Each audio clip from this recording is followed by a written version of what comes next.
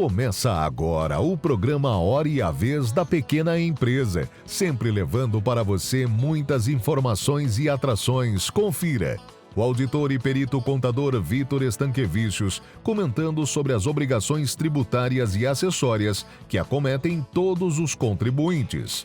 O advogado Marcos Tavares Leite informando e orientando os empresários. O economista Otto Nogami trazendo informações sobre o câmbio e o panorama econômico. E nesta semana o presidente do Simp, Joseph Cury, recebe o doutor Helder Santos, contador e especialista em direito tributário. Fique conosco.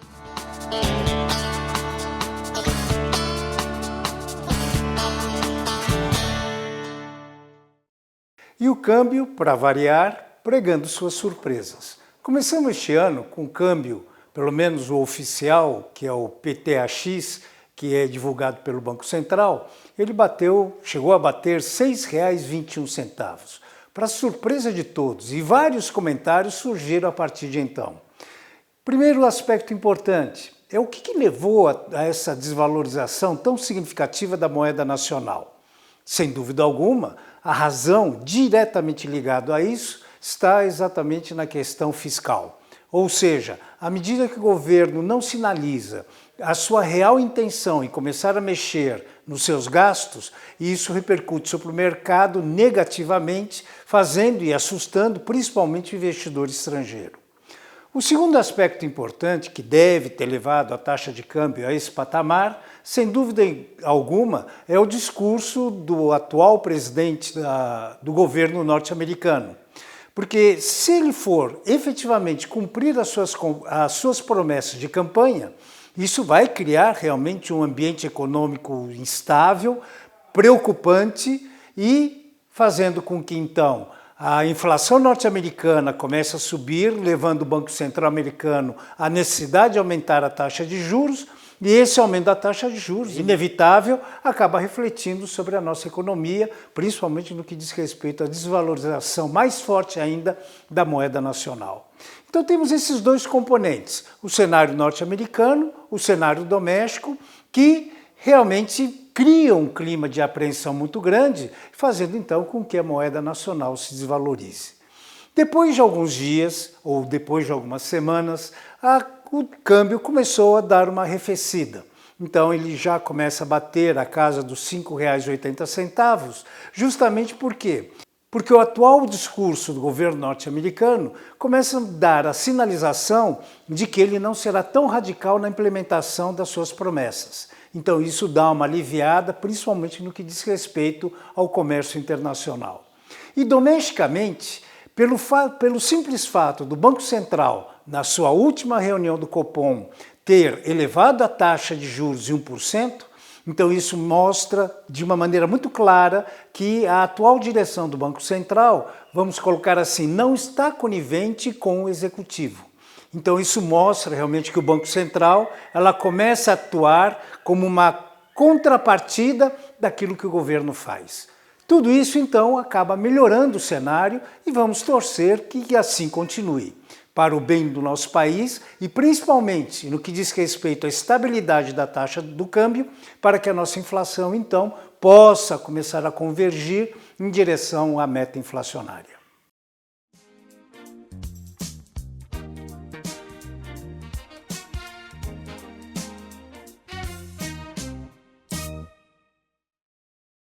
Já foi aprovado na Câmara dos Deputados, na Comissão de Indústria, Comércio e Serviços, um projeto de lei complementar fazendo adequação do Estatuto da Micro e Pequena Empresa à reforma tributária. Porque a reforma tributária traz e substitui vários tributos, como o ISS, o ICMS, o IPI, o PIS e COFINS, pelo IBS e o CBS, e, portanto, essa adequação também tem que ser feita em relação ao Estatuto da Micro e da Pequena Empresa e principalmente quanto ao Simples Nacional. Dentro dessas alterações, além dessa necessária adaptação, tem uma previsão também de uma equalização, de um equilíbrio entre o limite de receita do Simples Nacional no que diz respeito aos tributos federais, que é de R$ 4.800.000, e os limites estaduais e municipais para o ISS e ICMS, que é em R$ 3.600.000. Pela proposta aprovada nesta comissão especificamente, há uma adequação e ficam todos os limites unificados em 4.800.000. Portanto, uma boa notícia em relação àquele contribuinte de tributos estaduais e municipais no Simples Nacional. Outra coisa que traz a previsão para que todo MEI tenha que emitir nota fiscal em todas as operações. Hoje ele só é obrigado a emitir notas fiscais nas operações a empresas, as pessoas jurídicas que não sejam consumidores finais. Então agora todos passam. E também em relação à informação à Receita Federal sobre uma dívida tributária, o optante do Simples, que hoje tem apenas 30 dias para prestar essa informação, para não ser excluído do Simples, passa a ter 90 dias. Então, são algumas adequações, nós vamos acompanhar, essa ainda é a Comissão de Indústria, Comércio e Serviços, há outras comissões que devem passar e analisar esse projeto de lei complementar e o Simples vai estar acompanhando. Ao lado disso, como nós já vimos destacando, um outro projeto de lei complementar tramitando desde 2021 e que ficou por mais de 2 anos esperando na Câmara dos Deputados ser votado sobre a adequação dos limites do Simples Nacional e dos limites de faturamento para o MEI, ele sofreu alterações no final do ano passado dentro da Câmara, no plenário da Câmara dos Deputados e retornou, portanto, ao Senado Federal e lá está na Comissão de Assuntos Econômicos. De qualquer forma, a sinalização por vários senadores é de que realmente deva ser feita essa adequação, uma vez que os limites do Simples Nacional estão congelados desde 2018, acumulando uma defasagem, portanto, de mais de 30%. O Simples, assim, vai acompanhar, como sempre acompanha, esses projetos de lei importantes na adequação à reforma tributária no âmbito da Câmara dos Deputados e no Senado Federal agora, para a adequação e a revisão dos limites de faturamento da micro e da pequena empresa e também do microempreendedor individual. Vamos trabalhar para essas adequações, mantendo a formalidade, estimulando a formalidade, ampliando a base de arrecadação, porque mais formais são mais contribuintes e assim sempre estimular a atividade da micro e da pequena empresa, essa que é a maior geradora de emprego e renda do país.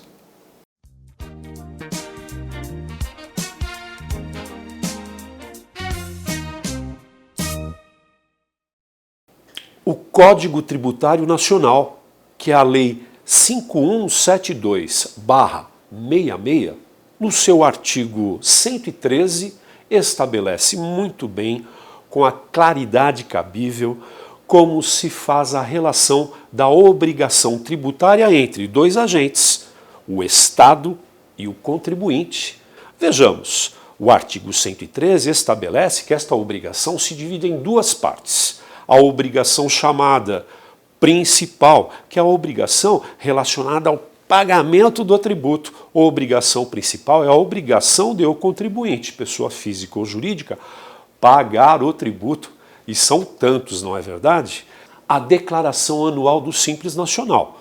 Temos a DEFIS, temos uma tal de DEMED, temos uma tal de DIMOB, temos ECF, a Escrita Contábil Fiscal, o SPED Fiscal, a ECD, a Escrita Contábil Digital. Aliás, aqui uma sugestão, porque já não pensamos em traduzir em uma única obrigação a ECD e a ECF num único instrumento, não em 2 obrigações acessórias e distintas a serem entregues anualmente. Outras obrigações acessórias, a DCTF, a antiga, e agora a DCTF Web, incorporada por mais informações de um tal de MIT, todo mês serão prestadas. E temos tantas outras obrigações que apenas fazem com que a legislação e as dificuldades na compreensão e os custos tributários para mantê-las numa organização, pequena, média ou grande, seja muito expressiva e trabalhosa. Então, ler do engano e imaginar que com a reforma tributária parte 1, a reforma tributária do consumo, do IVA, não é verdade? Do ICMS, do IPI, do ISS, PIS e COFINS, vão simplificar totalmente todo este processo. Não é verdade, porque lembrando que Os sistemas, o atual e o novo da reforma tributária, trabalharão juntos. Portanto, essas obrigações devem persistir por mais alguns anos a fio. E em breve haverá a reforma tributária parte 2 dos tributos diretos do imposto de renda. E tomara que haja uma simplificação absoluta, necessária e derradeira para todas essas obrigações acessórias previstas, como já disse, no artigo 113 do Código Tributário Nacional.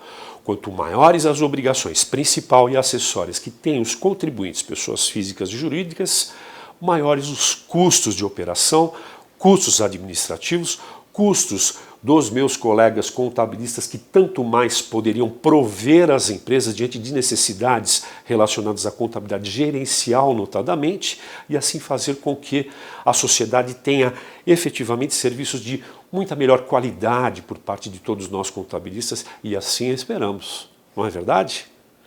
Fui claro. Muito obrigado a todos, sempre uma grande satisfação e até a próxima oportunidade.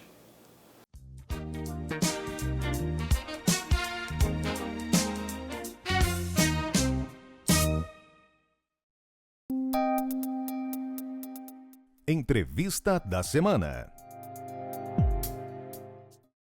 Nosso convidado de hoje é o Dr. Helder Santos, contador e especialista em direito tributário. É um prazer tê-lo conosco. O prazer é meu, Dr. Cury. É um prazer estar aqui na SIMP e poder falar com vocês sobre tributação, que é um tema que eu tenho uma paixão e que eu acho muito importante que a gente traga ele sempre para a mídia, para poder divulgar e a gente esclarecer para os empresários como trabalhar com a tributação como um parceiro estratégico do negócio. Vamos começar com a reforma tributária. Qual a tua avaliação da reforma tributária? Bom, na reforma tributária eu vejo ela de uma forma positiva, né? Assim como ela tem seus pontos que a gente gostaria que fossem um pouco melhores. Mas, no geral, eu entendo que ela foi um avanço bastante importante para o Brasil e para os empreendedores. A gente tem uma simplificação de toda a tributação, a gente tem a possibilidade de ter mais tecnologia no processo de apuração. A gente fala hoje que a Receita Federal pensa em oferecer para os contribuintes uma obrigação acessória, ou seja, as declarações dos tributos já pré-preenchidas, com algumas informações vindo automaticamente nessas obrigações eletrônicas. Isso reduz muito o custo de uma empresa para poder se manter em conformidade com aquilo que é esperado de um empresário, tanto do simples quanto do lucro presumido e do lucro real. Mas também a gente tem a tecnologia, por exemplo, do split payment. Eu vejo isso de uma forma muito positiva. O split payment ele ajuda o nosso empresário, a empresa em geral, a poder ter mais controle sobre aquilo que efetivamente está sendo recolhido na cadeia em relação à tributação. E também oferecendo para eles uma oportunidade de ter uma visão mais clara de quais são os custos de todo o processo que está ali vinculado de uma cadeia produtiva, para eles conseguirem conciliar melhor e construir melhor as suas margens e as suas estratégias comerciais. Mas poderia ter alguns aprimoramentos, né? As alíquotas são bastante altas, então a gente vê, por exemplo, que o setor de serviços ele vai ser bastante penalizado.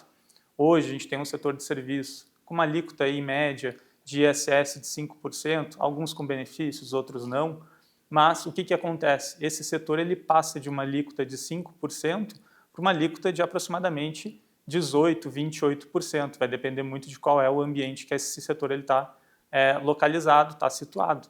E isso vai afetar, obviamente, as margens dessa empresa, vai afetar seus preços, vai afetar toda a cadeia produtiva, principalmente quando a gente está falando de empresas de lucro presumido, que são as mais afetadas. A partir de quando? Isso vai ser modificado inicialmente, começa a valer a partir de 2027, que é quando a gente tem, a partir de 2026, desculpa, quando a gente tem a migração da CBS, que é uma migração muito pequena, mas efetivamente em 2027 a gente começa a ter a CBS, que é a contribuição que substitui PIS e COFINS e passa a valer efetivamente 100%. A área de serviços foi prejudicada, a tua área foi prejudicada. A minha área é uma área que vai ser prejudicada, eu atuo tanto na área de tecnologia quanto na área de serviços. Então eu vou ter sim uma certa penalização, porque eu vou ter uma alíquota muito maior do que a que eu pratico hoje. Então, se a gente pega, por exemplo, contadores, médicos, advogados, que normalmente trabalham com um ISS diferenciado, a gente tem um benefício fiscal para essas classes, que são classes que exercem uma atividade intelectual, esse ISS ele é reduzido. e hoje a gente vai passar para uma alíquota combinada de IBS, que é o ICMS com o ISS, que se torna o IBS, muito maior. Mas tem uma mudança também importante, porque a gente hoje, na maioria das empresas de lucro presumido, que estão no setor de serviços, elas não estão no regime não cumulativo.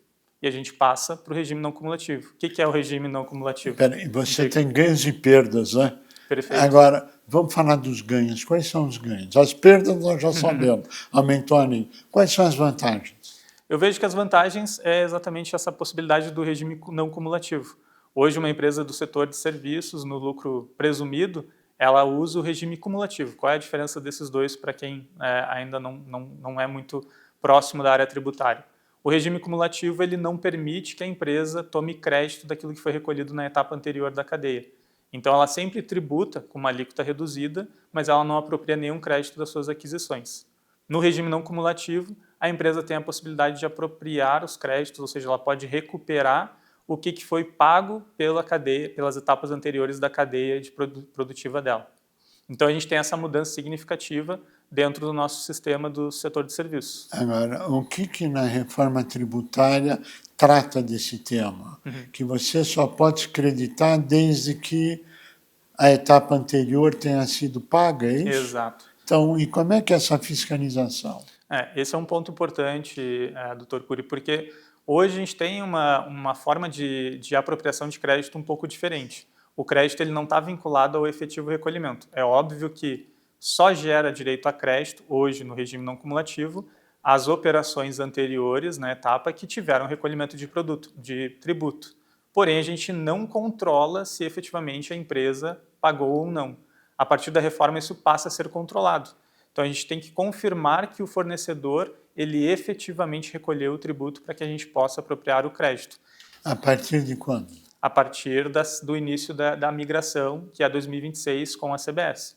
Então, a gente vai ter um regime misto. Em 2026, nós teremos PIS e COFINS, que continuam vigentes como eles são hoje, e a CBS entra em jogo com um percentual muito pequeno, que eles chamam de como se fosse um momento teste para avaliar como que as empresas vão se comportar nesse novo regime. E aí, a partir disso, a gente já vai ter que controlar, então, essa arrecadação dos nossos fornecedores, se nós quisermos ter esse crédito, ainda que pequeno, da CBS para ser utilizado no regime não cumulativo. Como é que fica esses dois regimes? São duas contabilidades ou é uma contabilidade só com informações a mais na guia? Tá. Na contabilidade, a gente vai ter que ter uma linha nova dentro da demonstração de resultado das empresas que vai reconhecer os efeitos da CBS. Então, contabilmente, a gente tem poucas variações. É óbvio que isso vai gerar, na prática, na operação, uma complexidade. Porque os sistemas das empresas, quaisquer que sejam, eles emitem as notas fiscais hoje no modelo que a gente possui, que é com destaque de ICMS, PIS e COFINS e IPI, ou ISS, dependendo se for prestador de serviço. A partir de 2026, então, a gente inclui um novo tributo.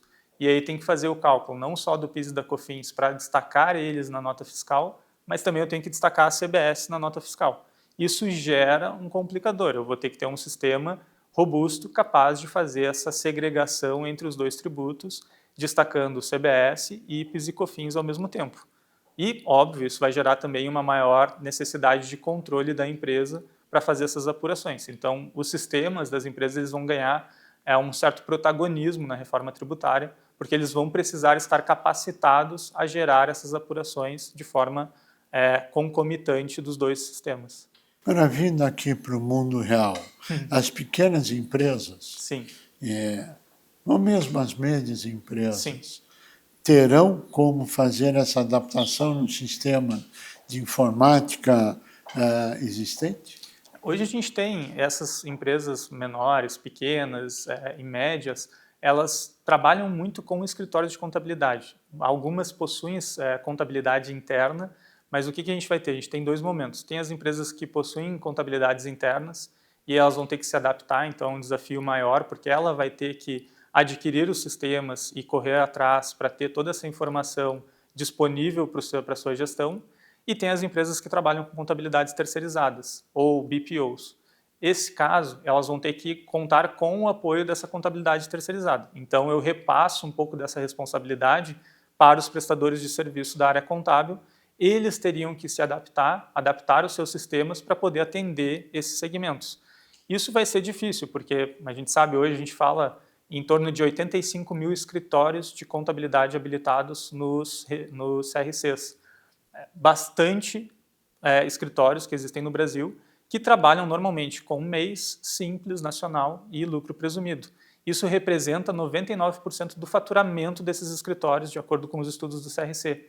Então, efetivamente, os escritórios de contabilidade eles vão ter também uma relevância muito grande para lidar com esses aspectos da reforma e atender essas empresas que vão estar sendo afetadas por esse momento de transição. Sim, mas a pergunta é, sistema informatizado no mercado disponível para as pequenas empresas, existe algum atualmente? A gente tem alguns sistemas que hoje trabalham com pequenas empresas, alguns se destacam mais.